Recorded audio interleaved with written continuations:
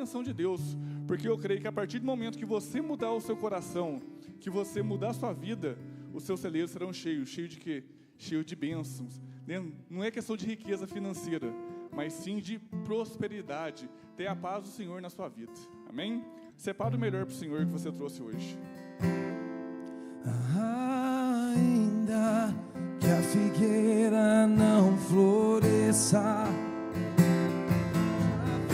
na vide e o produto da oliveira me dá, todavia me alegrarei, todavia me alegrarei, todavia me alegrarei.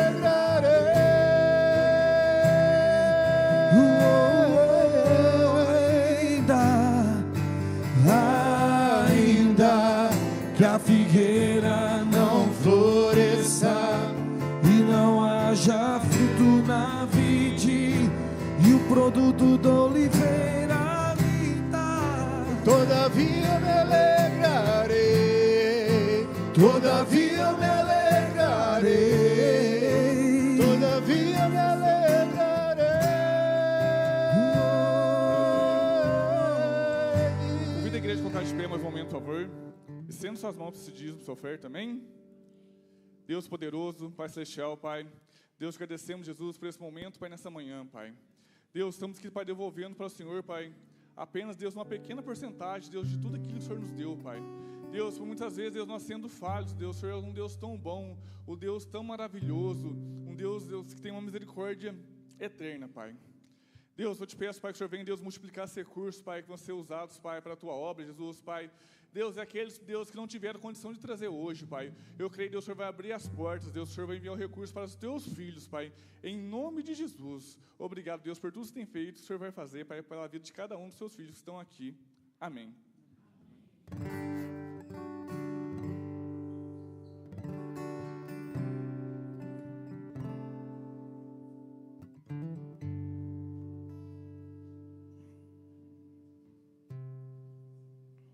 Exército de Cristo, geração santa.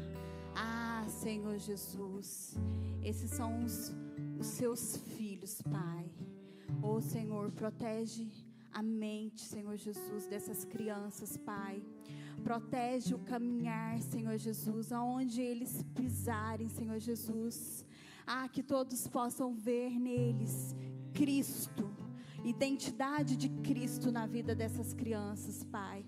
Oh, Senhor, eu te peço, Senhor, que o Senhor venha proteger cada coraçãozinho aqui, Senhor Jesus. Essa terra fértil, Senhor Jesus. Ah, Senhor Jesus, e nos ensina, Pai, a ensinar, Senhor Jesus, a plantar, a lançar a semente, que daqui a alguns anos nós veremos os frutos, em nome do Senhor Jesus. Nós consagramos no altar, geração santa, consagrados, filhos amados e abençoados do Senhor Jesus. Amém. Jesus, és o meu primeiro amor. Sem ti eu sei que nada sou. Me entrego totalmente a ti. Glória a Deus.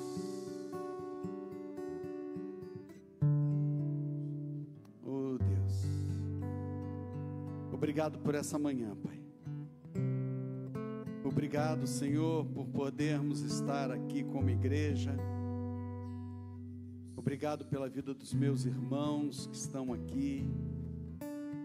Senhor, nós estamos aqui, Pai, para adorar o Senhor. Nós estamos aqui para nos rendermos à sua grandeza. Nós estamos aqui, Senhor, para mostrar ao Senhor o quanto nós o amamos. Fala aos nossos corações, Senhor, através da sua palavra. Que ela seja rema, transformadora, Deus. E que nós possamos sair daqui transformados pelo mover do Espírito Santo nos nossos corações. Senhor, é para a sua honra e para a sua glória, em nome do Senhor Jesus Cristo. Amém. Glória a Deus.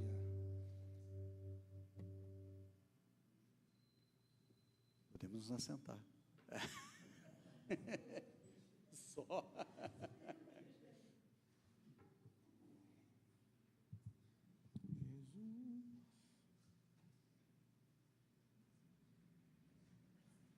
Fazia um bom tempo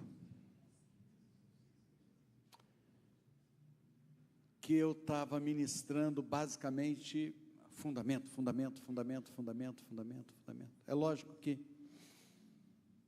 a minha ministração de fundamento, ela tem uma conotação bem espiritual. Eu falo que eu não consigo mais viver no natural sem olhar o espiritual. O natural para mim está sempre em segundo plano. Porque quando Deus cria em Gênesis, Ele cria os céus e depois a terra. Então o céu tem que estar na frente. O espiritual tem que estar na frente. E quando eu coloco o espiritual na frente, eu consigo olhar para o natural com a lente do espiritual. Se eu olhar para o natural, se eu olhar para o espiritual com a lente do natural, eu nunca vou ver o espiritual. Aí eu vou ver religiosidade, aí eu vou ver carne. Porque a lente do natural não vê outra coisa a não ser alma e carne. Então eu preciso estar ajustado 100%, não é 99,99, é 100%, e se possível até mais. É que não tem mais do que o cheio do que o 100%. Olhando para tudo, e tudo é tudo. Tudo não é, mas aquilo, não, tudo é uma palavra absoluta. Tudo é tudo. Eu tenho que olhar para tudo com o prisma do espiritual, com a percepção do sobrenatural. Aí eu vou entender o que acontece aqui, porque o que acontece aqui é reflexo do que acontece no céu, é consequência do que acontece no céu, e é preparação para que a gente volte a ter uma vida como a vida que Deus nos criou para ter, e que o pecado deturpou, e que depois homens deturparam mais ainda, movidos pelo pecado, movidos por um afastamento de Deus. E quando a gente pensa em sobrenatural, ninguém andou nesse mundo mais ligado nas coisas do espiritual e com maior olhar para o espiritual do que Jesus. A vida de Jesus e tudo o que ele fez aqui foi estritamente espiritual. Foi uma preparação para que nós, feitos sua imagem e semelhança, aprendêssemos a ter uma vida qual a sua imagem e semelhança. Porque se nós não buscarmos termos uma vida igual à sua imagem e semelhança, a nossa vida é vã.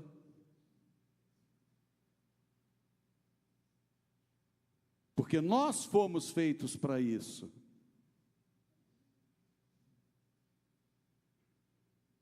Uma caneta foi feita para escrever. Mas muitas vezes nós usamos para outras coisas, né? Tem muita...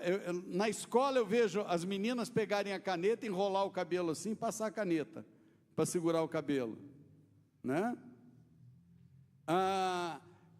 Quem é jovem como eu, vai lembrar de um grande uso para caneta Bic, enrolar fita cassete, né? Colocava no furinho ali para poder enrolar fita cassete. Hoje a garotada não sabe nem o que é fita cassete, quanto mais enrolar fita cassete com a caneta Bic. Dava. E quando o gravador puxava a fita lá de dentro assim, enrolava na cabeça de gravação. Não, meu Deus do céu. Mas eu gostaria de hoje falar de Jesus, e nós vamos falar de 4 milagres de Jesus.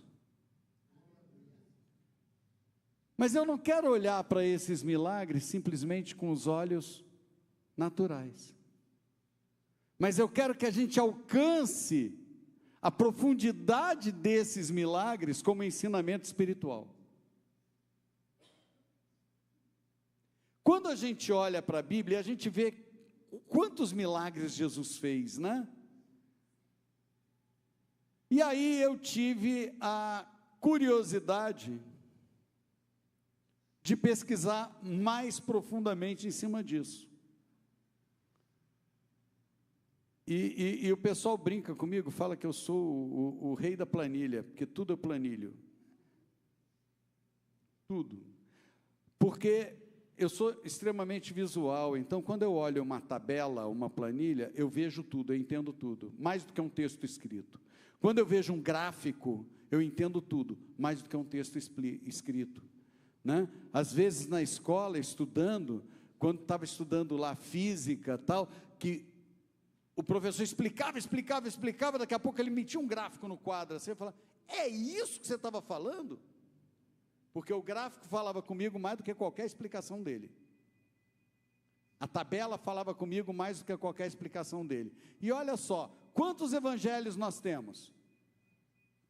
Se você ainda não sabe, essa quarta-feira agora a gente termina Antigo Testamento, e nós vamos falar nessa quarta noite, às 7h30, no nosso curso de Bibliologia Básica, sobre profetas menores. E na partir da próxima quarta-feira a gente entra no Novo Testamento. Então, quantos evangelhos nós temos? 4. Mateus, Marcos, Lucas e João.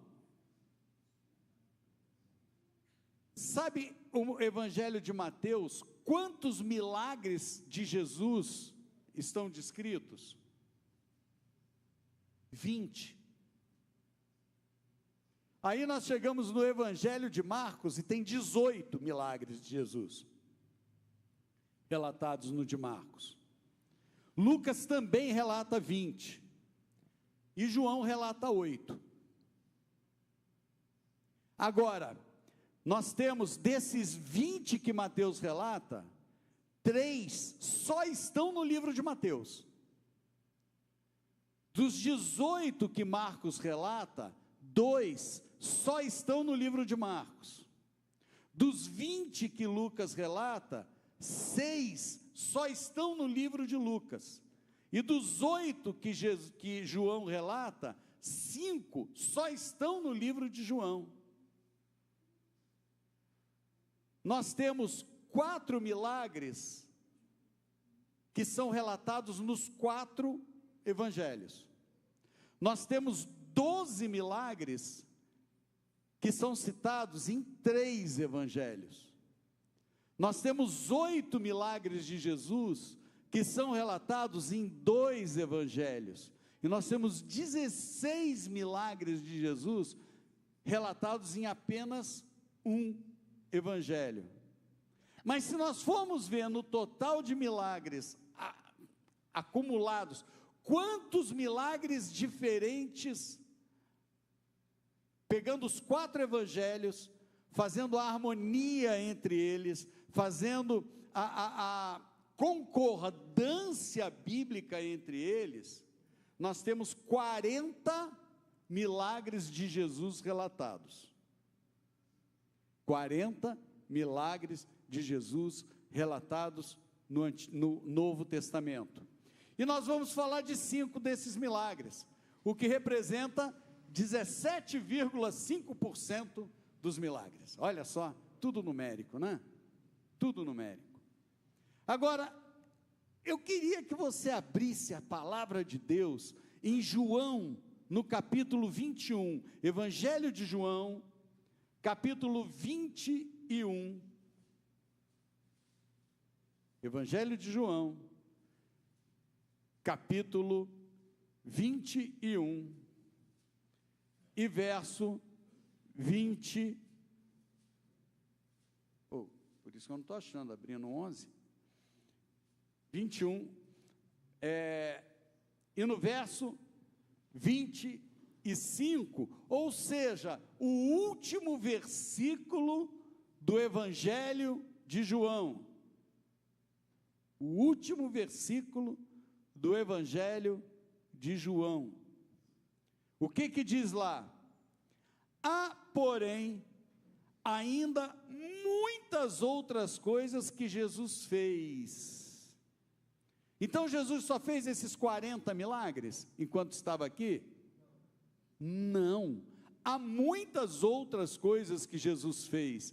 Se todas elas fossem relatadas, uma por uma, creio eu que nem no mundo inteiro caberiam os livros que seriam escritos. Você quer ter uma ideia de uma coisa?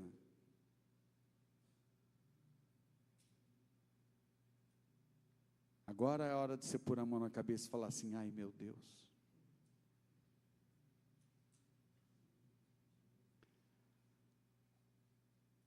Quantos têm uma Bíblia impressa na mão? Levanta ela. Levantou? Deixa eu fazer uma coisa aqui. Não vou fazer outro dízimo e oferta não, tá?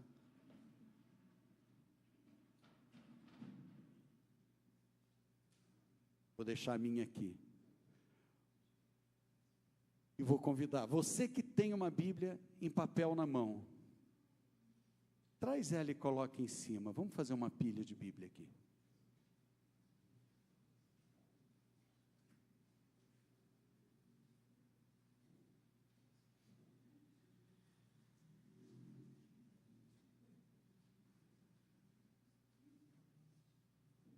Não tem problema.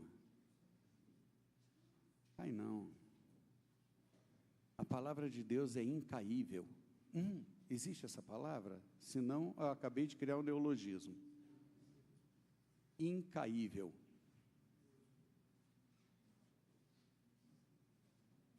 Agora vai. Tira a pequenininha. Parou.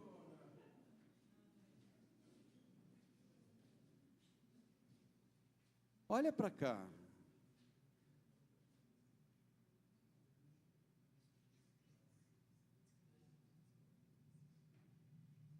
Se a gente pusesse aqui no cantinho, não ia nem fazer volume praticamente, né? Imagina quanto disso precisaria para não caber no mundo.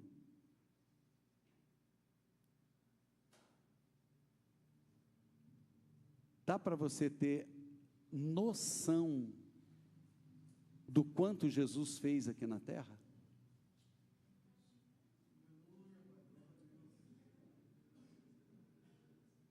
Olha para isso daqui.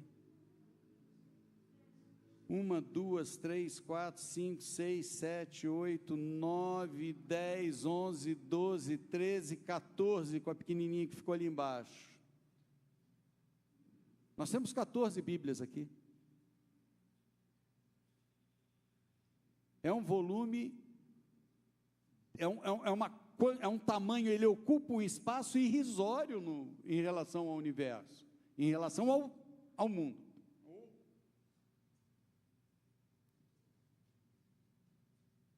Agora, imagina, e aqui conta a mesma história, concorda comigo? O que está aqui é a mesma história, ou seja, nós fizemos uma pilha dos 40 milagres, mas é só para ter uma ilustração mental. Qual a quantidade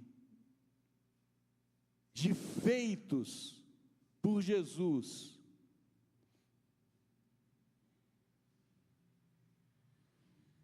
publicamente em 3 anos, mas eu creio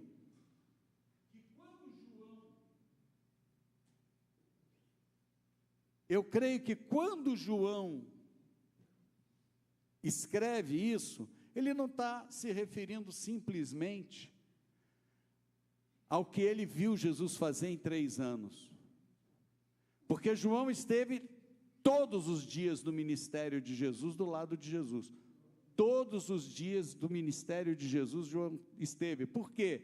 Porque João foi chamado por Jesus no primeiro dia, certo? No primeiro dia. Mas João era tão próximo, e depois ele cuidou de quem? Quem ficou entregue para que ele cuidasse até o fim? A mãe de Jesus, que com certeza ficava contando para ele as histórias de Jesus menino. Se nenhum dos apóstolos, se nenhum dos evangelistas, né? E aí a gente conta Lucas, que não viveu com Jesus, se nenhum deles viveu a infância de Jesus, como é que será que chegou para eles a história de Jesus ter sido esquecido no templo por Maria e José quando estavam voltando para casa? Com certeza Maria contou, ou José, enquanto ainda era vivo, né? Porque José sai da história, mas a gente tem que entender a importância que ele teve na criação de Jesus, na formação de Jesus. Então Maria contou todas as coisas que Jesus fez na meninice dele. E a gente vai falar só sobre 4 milagrezinhos dele.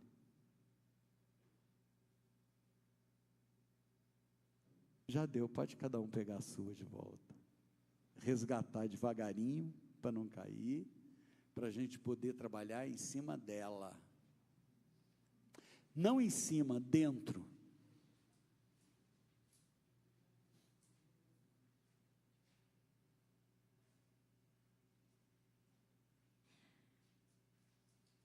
Oh, glória!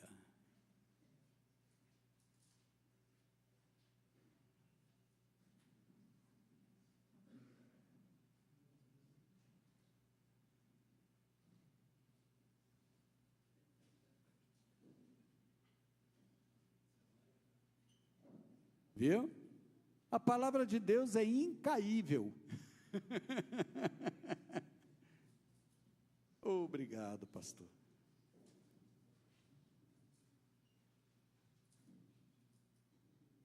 Isso era só para a gente ter ideia do quanto Jesus fez.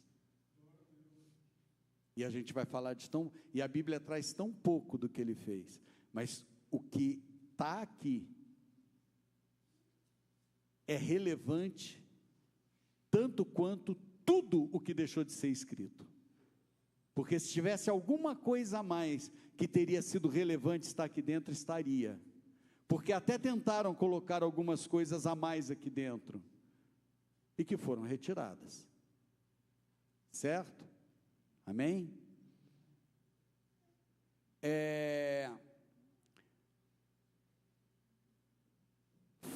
Vamos fazer só mais um exercício aqui. Abre no Novo Testamento, Mateus.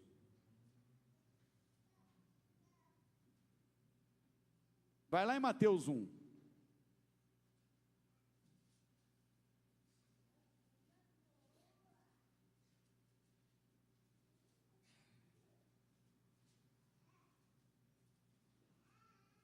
se você voltar uma página de Mateus 1,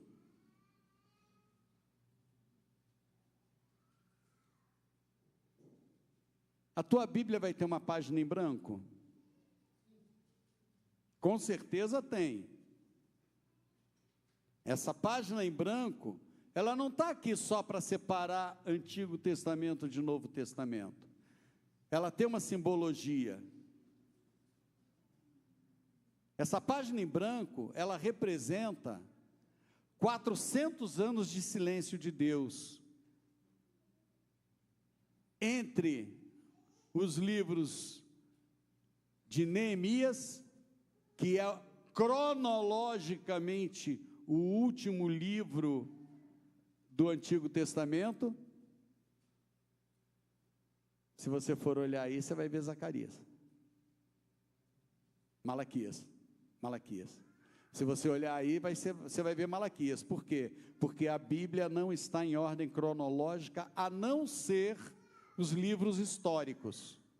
Quem está assistindo o curso de bibliologia já sabia disso, porque quando eu falei de livros históricos, eu falei sobre isso, né?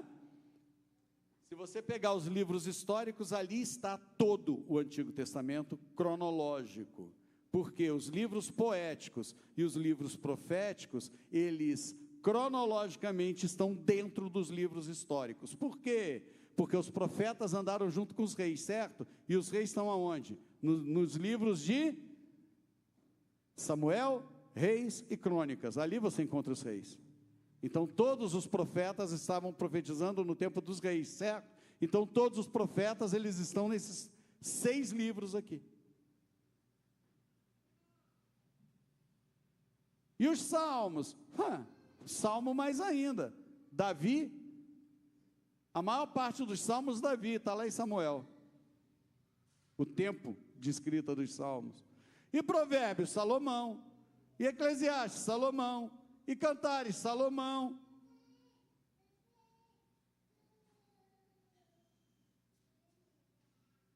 Certo? Então, aonde termina o tempo cronológico do Antigo Testamento? Em Neemias. Mas não é Esther o último livro histórico?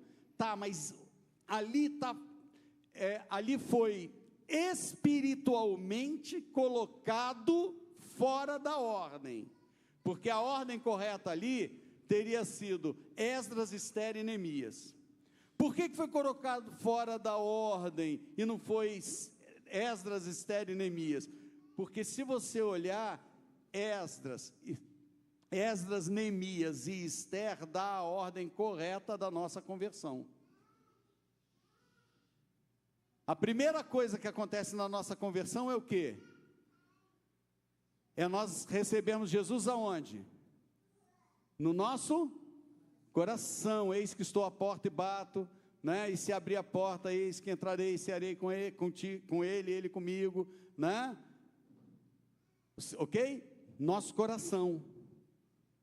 O nosso coração, pastor Elite falou agora aqui em cima, é o templo do Espírito Santo, é o nosso coração, ok? Nós somos templo. Você é templo do Espírito Santo? Sim. Então a primeira coisa que é consertada em nós, quando nós reconhecemos, eu não gosto do termo aceitar Jesus, eu gosto do termo reconhecer Jesus, porque eu não aceito algo que já foi feito para mim. Eu reconheço que aquilo foi feito para mim. Eu reconheço que Ele morreu por mim. É o conhecimento de novo. Eu reconheço que Ele morreu por mim na cruz. Certo? Então, quando eu reconheço que Ele morreu na cruz por mim, Ele vem e restaura o meu coração. O que Esdras foi fazer? Ele sai do exílio, eles estão no exílio, ok?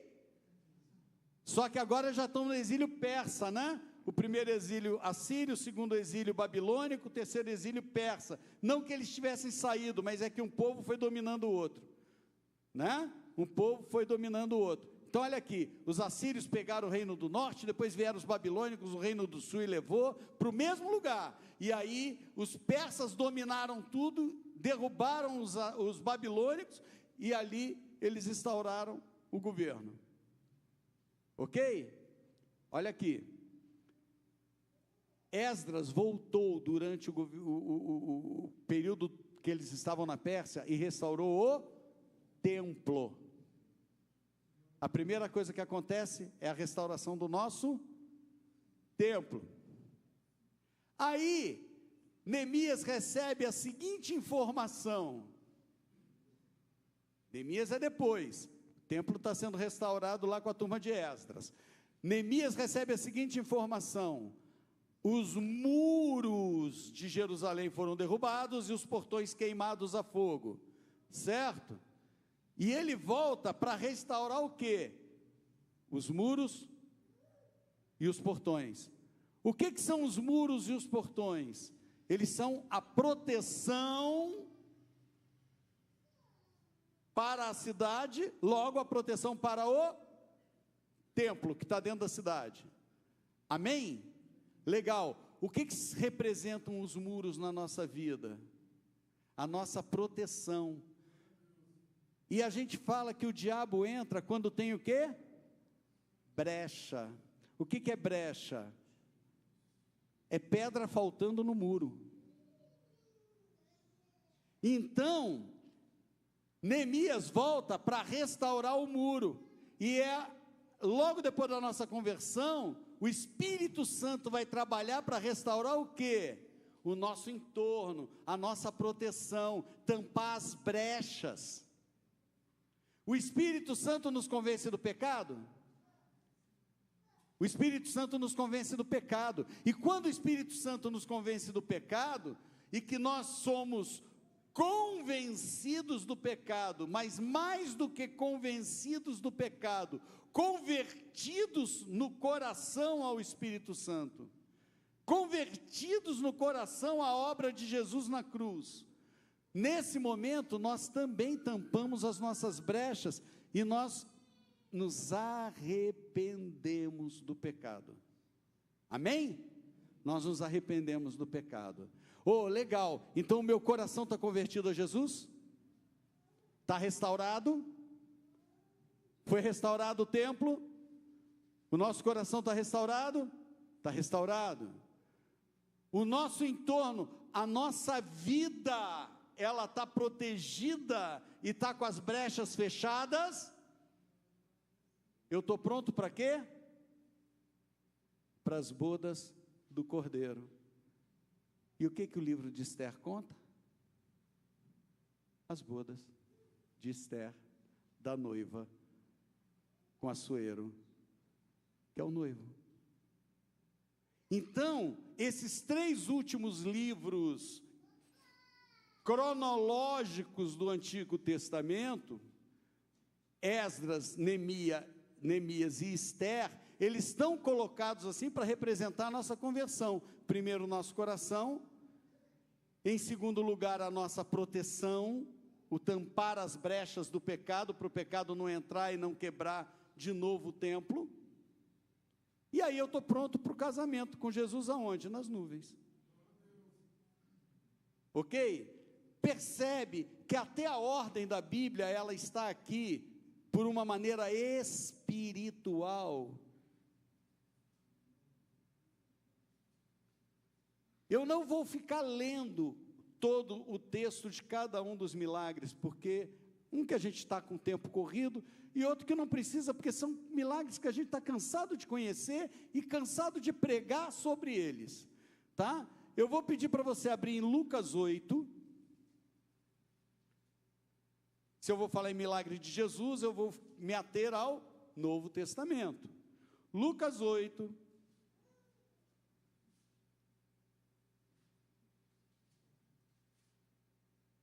e se você pegar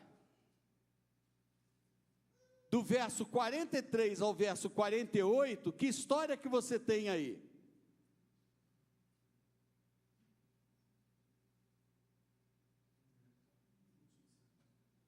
Da mulher do fluxo de sangue. Agora, olha aqui uma coisa, presta atenção que a gente vai jogar isso lá no espiritual. Hemorragia. O que é hemorragia? É perda de sangue. Ok? Hemorragia é perda de sangue. Agora, a Bíblia vai falar para a gente, tanto em Levítico 17, 11, a vida da carne está no sangue, como vai falar também em Gênesis 4, 10, quando Deus volta para procurar a conversar com Caim e perguntar para ele, porque ele fala assim, a voz do sangue do teu irmão clama da terra, ou seja, sangue é vida. Então, uma pessoa que está perdendo sangue, automaticamente, o que vai acontecer com ela? Ela vai morrer, não é? Obrigado, pastor. Uma pessoa que está perdendo sangue, muitas vezes uma pessoa se acidenta e é ferido, e começa a perder sangue. E nessa dela começar a perder sangue, a gente já sabe que vai acontecer o que com ela? Ela vai morrer, né? Vai morrer por perda de sangue, certo? Então, sangue é vida. Agora, qual é a função do sangue no nosso organismo? Duas principais funções, não vou falar de todas porque são várias, mas as duas principais funções é levar nutriente para todo o nosso organismo, certo? Ele leva nutriente para o nosso organismo inteiro, e ele faz o quê? Troca gasosa, é a respiração, tá? Então o sangue, ele leva oxigênio e tira gás carbônico, tá? Essa é a função do sangue.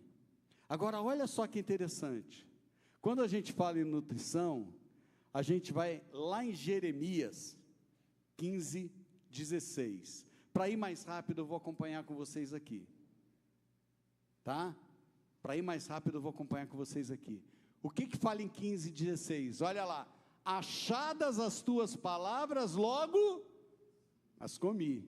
As tuas palavras me foram gozo e alegria para o coração, pois pelo teu nome sou chamado, ó Senhor, Deus dos exércitos. Achadas as tuas palavras, logo as comi. A palavra de Deus, ela tem que ser alimento para a nossa vida. Eu tenho que me alimentar na palavra de Deus. Alimentar o quê? O meu espírito. E por que eu preciso alimentar o meu espírito? Porque eu preciso fortalecer o meu espírito. E por que eu preciso fortalecer o meu espírito? Porque a minha alma é o centrão. A minha alma está entre o meu espírito e a minha carne. E ela vai para onde a alimentar melhor.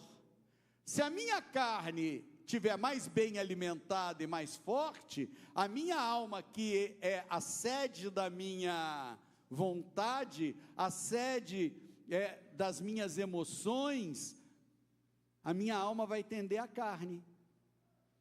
E aí eu não vou entender por que eu fico recorrendo no pecado, porque eu vou recorrendo aonde está mais alimentado. Se a minha carne está mais alimentada, ou seja, se a minha vida de mundo, se a minha vida de pecado está mais alimentada, o que vai acontecer? A minha alma vai tender para ela, e as minhas emoções e as minhas vontades vão querer o quê? Saciar pelo pecado.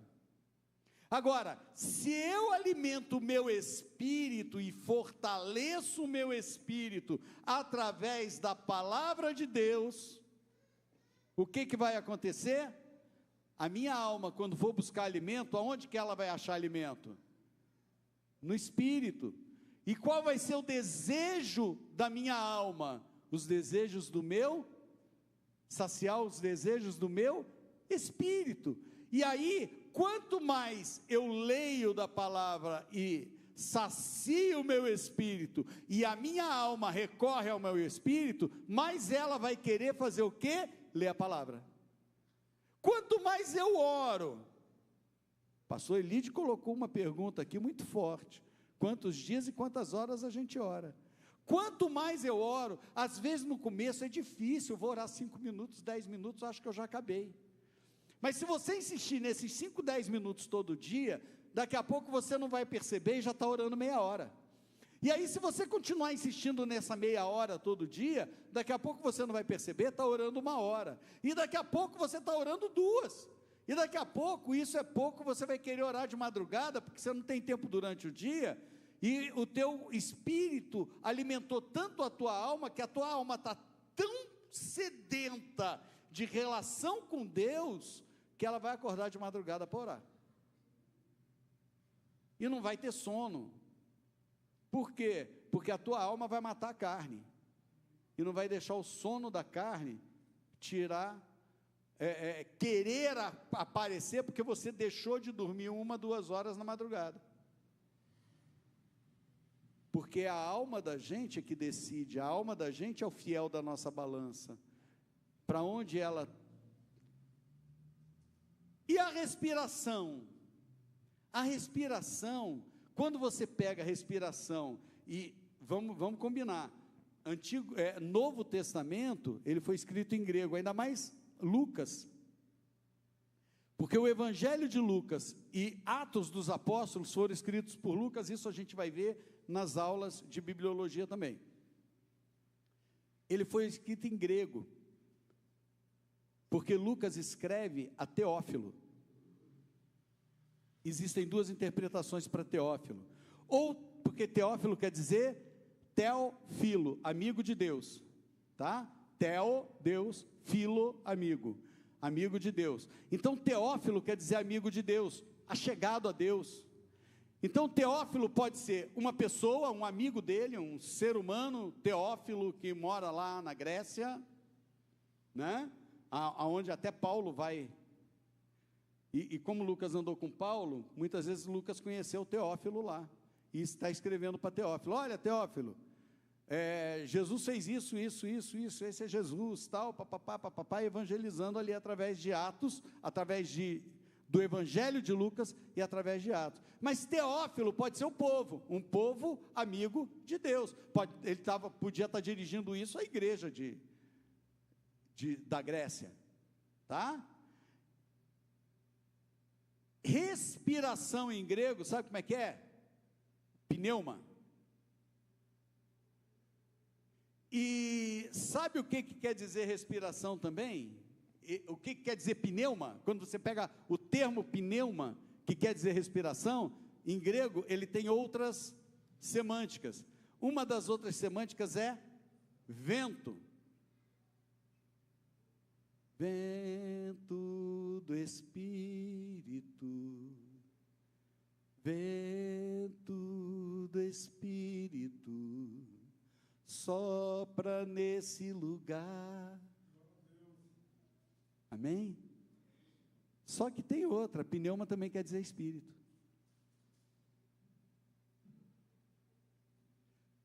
Tem uma disciplina em teologia que a gente estuda chamada pneumatologia, é o estudo do Espírito Santo. Então pneuma é estudo, pneuma é espírito, ele é sopro de vida. Lá em Gênesis 2:7, que em hebraico é ruá. Mas esse ruá não é ruá com R. O som desse ruá é o som do sopro. Ruá. É por isso que a gente fala que toda vez que a gente está respirando, a gente está fazendo o sopro de vida de Deus. Mas ao mesmo tempo, o nome de Deus, aquele tetragrama e Yahvé, também tem o mesmo som, o som da nossa respiração. Então essa mulher, ela estava perdendo vida, só que jogando para nós temos que entender o seguinte: o que é perder sangue? É ser vampirizado. Do que o vampiro se alimenta? Sangue. Agora, sabe o vampiro que está em tudo quanto é, né? Virou até saga do Crepúsculo, né? Onde a menina tem que decidir se ela quer um demônio ou quer o outro demônio, né? O vampiro ou o lobisomem, né? Ela quer um demônio ou quer outro demônio, né? Só deram duas opções para a menina, entre um demônio e outro demônio. Não deram um menino legal para ela, né? Mas o vampiro, ele foi eternizado por um personagem no cinema. Qual foi? Drácula. O Drácula, em um dos filmes de Drácula, ele aparece com o nome do principado. Um filme antigo, Nosferatus. Nosferatus é um principado. E ele é um conde, é o Conde Drácula. E o Conde Drácula, ele é um nobre intelectual. Deixa eu contar um segredo para vocês. Se depois vier, vem para cima que não tem problema. Nosferatus é o príncipe da maçonaria. Maçonaria é lugar de intelectualidade, onde eles dizem que eles estudam.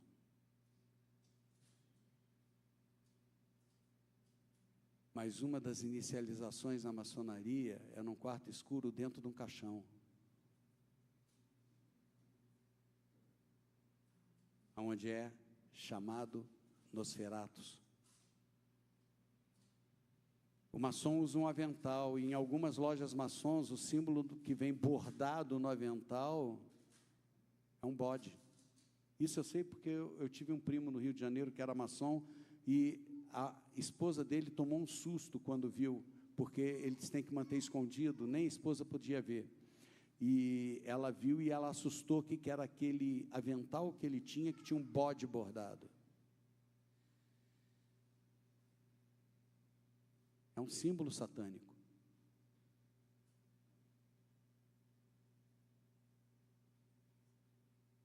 A gente tem que tomar cuidado com o que está sugando o nosso sangue, a nossa vida, a nossa essência de vida. Para onde que está indo a nossa vida? Por que eu me sinto tão desanimado? Olha só o termo, desanimado. É tirar, não é? É sem. Animado vem de ânima. Ânima, no latim é o quê? Vida. Ânima, vida. Desenho animado, é um desenho que ganhou vida. Ânima é vida. Então, quando eu falo que eu estou desanimado, eu estou dizendo que eu estou sem vida. Agora, olha uma coisa só, o que é vida para nós na Bíblia? Eu sou o caminho, a verdade e o que é a vida? Aonde que está a vida? Em Jesus. Então, quando eu falo, estou desanimado, eu estou falando literalmente, eu não estou falando assim, é um achismo, não, eu estou falando literalmente, eu estou sem vida. Quando eu falo eu estou sem vida, eu estou declarando com os meus lábios, ou seja, eu estou dando uma legalidade no mundo espiritual, de que eu estou sem Jesus. E se eu dou uma declaração no mundo espiritual, que eu estou sem Jesus, eu acabei de tirar a pedra fundamental do meu muro, o meu muro desabou e o diabo entra.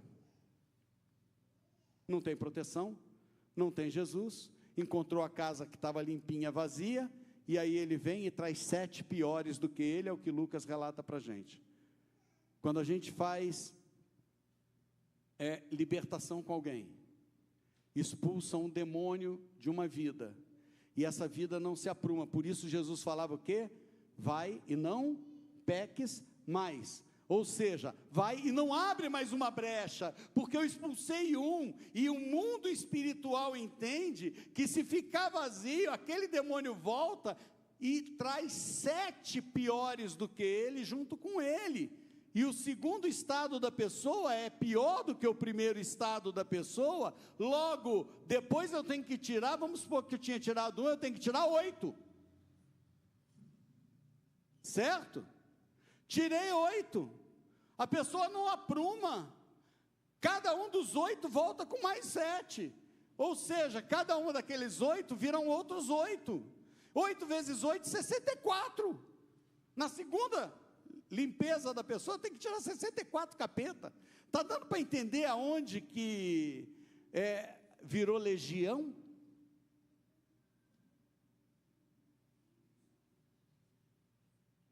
A nossa boca tem o poder de lançar palavra aonde? No mundo espiritual. Eu falei no começo, o mundo espiritual está na frente do mundo material. O que eu falo, ele vai vibrar como onda primeiro aonde? No mundo espiritual, e vai retornar materializado para nós. Então eu tenho que tomar cuidado com as minhas palavras, para eu não usar as minhas palavras para maldição. Rapidamente, o segundo milagre, a cura do paralítico que estava onde? Lá no poço de Betesda, certo? Legal? Jesus pergunta para ele, quer ser curado? E o que ele faz? Ele resmunga. Ah, mas como que eu vou ser curado? Eu não consigo pular no poço. Porque Jesus não está perguntando isso para ele, Jesus está perguntando, você quer ser curado? E muitas vezes nós estamos paralíticos, nós estamos paralisados. E o que tem nos paralisado? O que tem nos paralisado? O que tem nos travado? Eu tenho que olhar para isso com olhares espirituais, não é material. Ah, o que me trava é meu chefe, o que me trava é minha esposa, é meu marido, o que me trava é o meu irmão. Não, eu não tenho que olhar com olhos carnais, porque a nossa luta não é contra a carne ou sangue. A nossa luta é no mundo espiritual. O que espiritualmente tem travado a minha vida? O que tem me deixado paralisado, sem ação, sem poder andar, sem poder fazer, realizar? O termo realizar vem de realeza, vem de real. Vem cá, nós somos o quê? Sacerdócio real. Nós temos a realeza no nosso sangue. Eu não posso paralisar.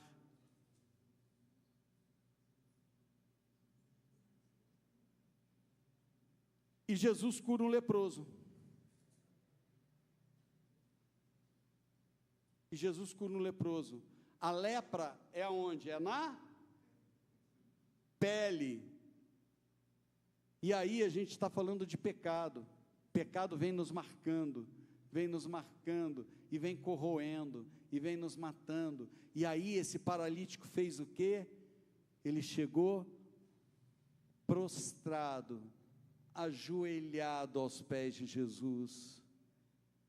Ele já sabia que a cura real, ela vai acontecer quando nós nos prostramos aos pés de Jesus. Nós somos feitos de quê? Deus, quando nos fez de quê? Do pó da terra, certo? E o que é falado em 2 Crônicas 7,14? Se o meu povo que se chama pelo meu nome se humilhar, se prostrar e me buscar, eu virei e sararei a sua terra. Quando Jesus sara a nossa terra, a gente pode entender isso, como ele sarando a nossa nação. E quando escreveram a música, né? Sara, Senhor, essa nação, eles escreveram com essa visão, né? mas ele quer dizer também que sara essa terra,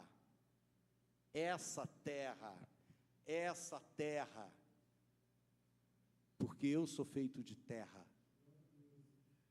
E ele vem, e ele leva naquela cruz toda a deformidade do pecado.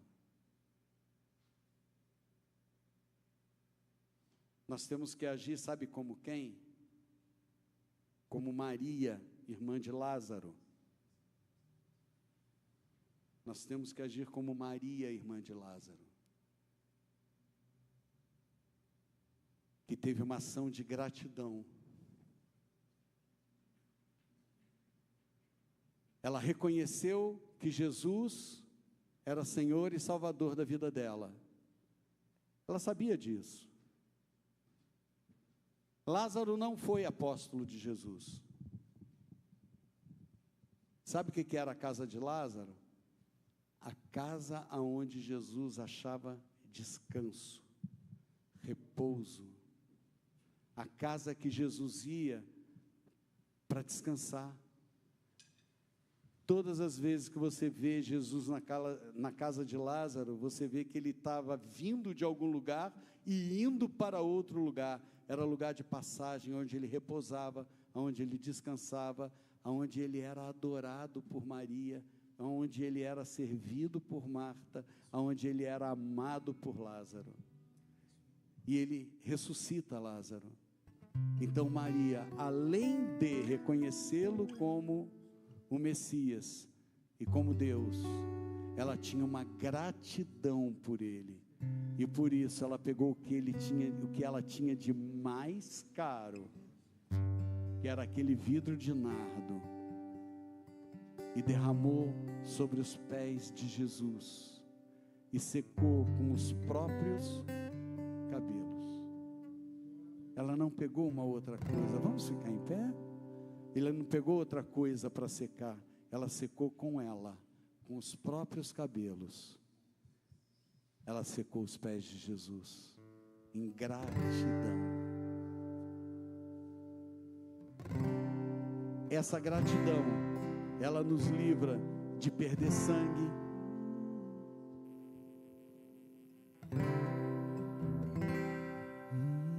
repete comigo: falta de fé